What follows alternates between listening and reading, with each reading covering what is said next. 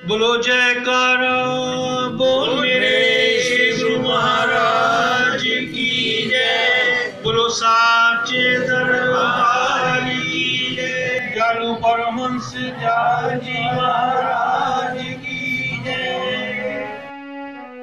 एक रोज जनाब राय साहब दीवान मथुरा दास जी साहब चीफ जज रियासत पुंछ ने अर्ज यानी निवेदन किया कि श्री महाराज अक्सर असहाब यानी लोग हमसे दरबानों की निस्बत दरियाफ्त करते हैं।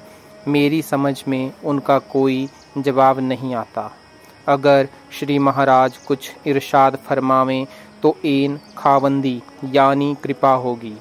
अव्वल बात तो यह है कि श्री कृष्ण महाराज को कुल अहल हुनूद यानी प्रेमी जन अवतार मानते हैं और कम अज कम उनके बुजुर्ग और आला यानी उच्च शख्सियत यानी व्यक्तित्व होने में तो किसी को भी मुश्किल से ही ताइल यानी विरोध होगा, लेकिन साथ ही उसकी बाबत गोपियों से जो ताल्लुकात का इजहार किया गया है वह तो बहुत ही लचर सी बात मालूम होती है।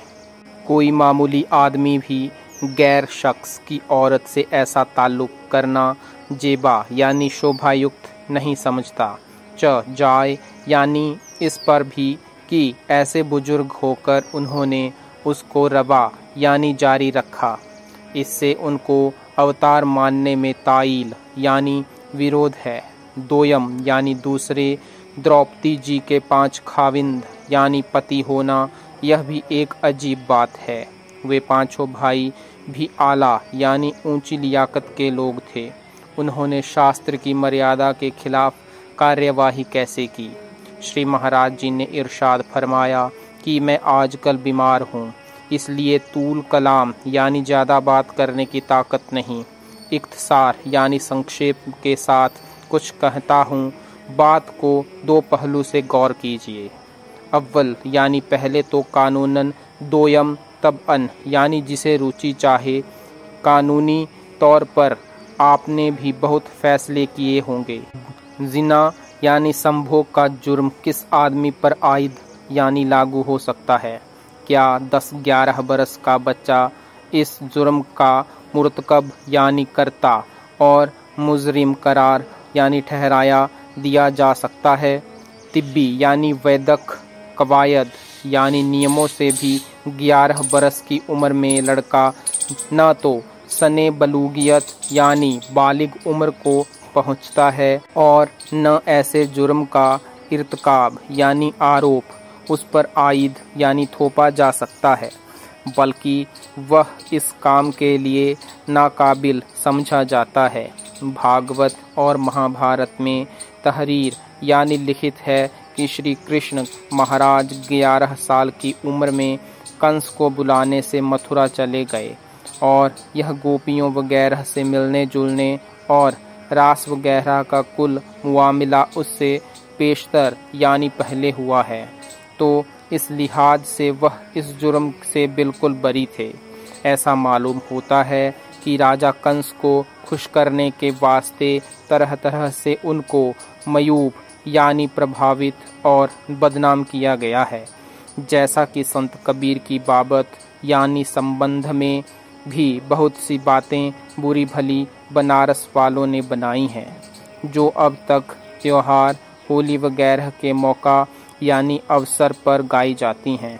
अलबत्ता उनकी बातीनी यानी आंतरिक खूबियों की वजह से हर जन यानी स्त्री व मर्द दिलो जान से फिदा यानी मुग्धता और जाहिर यानी प्रकट व बातीन यानी अप्रकट व तसव्वर यानी ख्याल हर तरह से उनसे मिलने जुलने का तलबगार यानी इच्छुक था।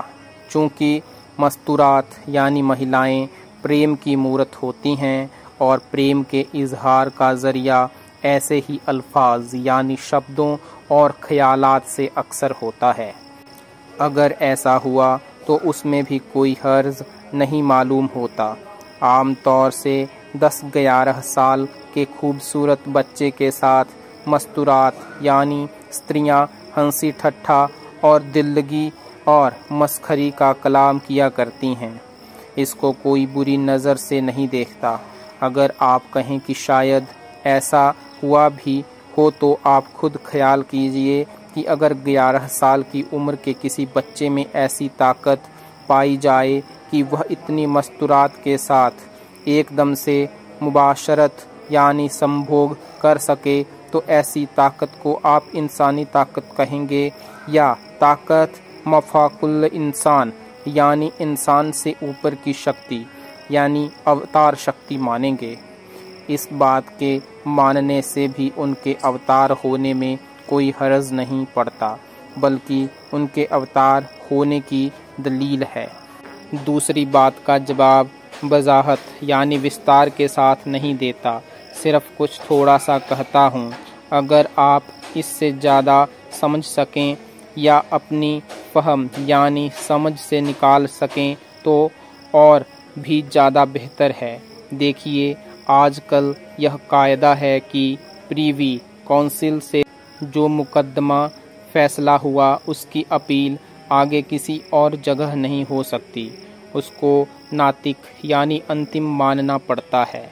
इसी तरह से उस जमाना में गुरु बाप या माँ के हुक्म को ऐसी ही नातिक मानते थे। चूँकि पांडवों ने आकर अपनी वालिदा यानी माता से कहा था कि हम पांचों भाई एक तोहफा लाए हैं, उसने समझा कि कोई खाने पीने की चीज़ है, इसलिए कह दिया कि पांचों आपस में बांटकर भोगो।